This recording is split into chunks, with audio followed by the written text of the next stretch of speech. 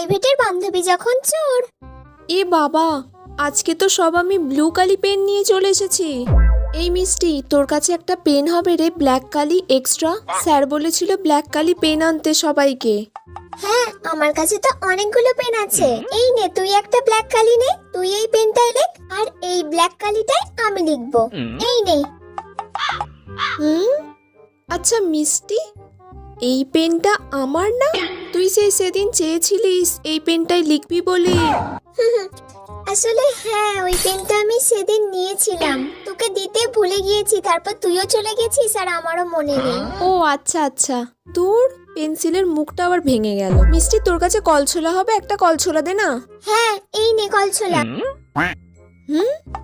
আরে, এই কলছোলাটাও তো আমার। তুই আমার কলছোলাটাকেও নিয়ে চলে গিয়েছিলিস। তোকে তো আর পরের দিন থেকে আমি কোনো জিনিসই দেব না।